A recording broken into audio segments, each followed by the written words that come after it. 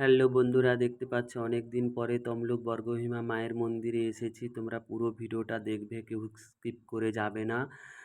তো মন্দিরের উপরে উঠে যাচ্ছি।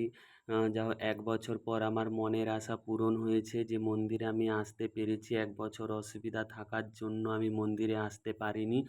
দেখতে পাচ্ছ সবাই, মন্দিরে প্রচুর ভিড় হয়েছে। আর মন্দিরে পুজো দেওয়ার আগে চলে যাচ্ছি মন্দিরের পুকুর ঘাটে, অনেকটা নিচুতে পুকুর। হাত পা ধুয়ে নিলাম, পুকুরের চারপাশটা দেখিয়ে দিলাম। পুজোর ডালি নিয়ে নিয়েছি, নিয়ে তিনজনে একসাথে একটা ডালি নিয়েছি। একটা ডালি করেই পুজো দেওয়া হবে। লাইনে দাঁড়িয়ে গেছি, প্রচুর ভিড় লাইনে। তো দেখতে পাচ্ছ তোমরা, অনেকটাই লাইন। সকাল থেকে পুজো হচ্ছে। তার আগে মন্দিরের চারপাশটা আমি ঘুরিয়ে দেখিয়ে দিচ্ছি তোমাদের। দেখে নাও, অনেকে হয়তো জানো এই মন্দির, অনেকে এসেছো মন্দিরে। তো যারা যারা এখনো জানো না বা আসোনি, তারাও চলে আসবে, খুব ভালো লাগবে মন্দিরে আসলে। পুজো দিয়ে গেলে খুব শান্তির জায়গা। দেখতে পাচ্ছ অনেকটা বড় এরিয়া। আমি মন্দিরের ভেতরে ঢুকে গেলাম, যেহেতু অনেক দিন পরে আসলাম তো একটু ঘন্টাটা বাজিয়ে দিলাম। মনটাও খুব ভালো লাগলো। তো মাকে হয়তো দেখাতে পারলাম না ভেতরে ঢুকে, তাই ক্যামেরাটা জুম করে বাদ থেকে দেখালাম।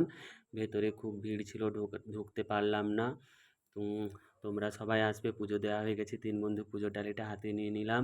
তো মানত করেছিল, তাই গাছে মানদের চূর্ণি বেঁধে দিচ্ছে অনেকে, যে যেমন পারে সে সেইভাবেই বাঁধে।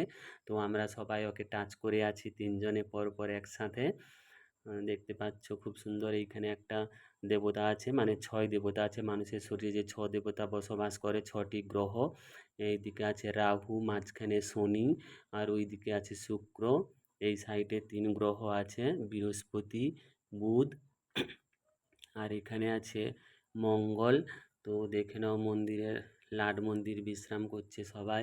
এখানে মায়ের ভোগ রান্না করা হয়। ভোগ রান্না খেতে গেলে কুপন সিস্টেম আছে। তো এটা কি ফুল জানি না, তো আমি যতদূর জানি যে নাগপঞ্চমী নামে বিখ্যাত। তো আর হয়তো কি নাম হবে, এখানকার সবাই জানে, তো কাউকে জিজ্ঞেস করিনি। দেখতে পাচ্ছ কত বড় গাছ, অনেক ফুল ফুটে আছে।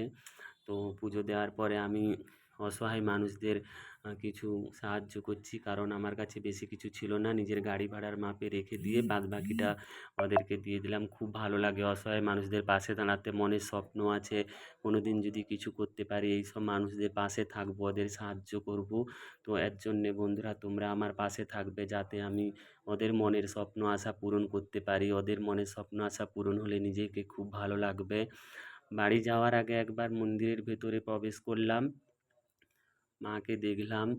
তো আবার কবে আসবো বা আদৌ আসতে পারবো কিনা তার ঠিক নেই। তো আমাকে খুবই ভালো লাগছে আজকে, আমাকে অনেক খুশি লাগছে। বাড়ি যাওয়ার পথে নেমে গেলাম সিঁড়ি থেকে, মায়ের মন্দির থেকে বেরিয়ে পড়লাম। তোমরা যদি পারো একবার এসে ঘুরে যাবে, খুব সুন্দর লাগবে, ভালো লাগবে। সবাই ভালো থাকবে মায়ের কৃপায়। Tata, bye bye.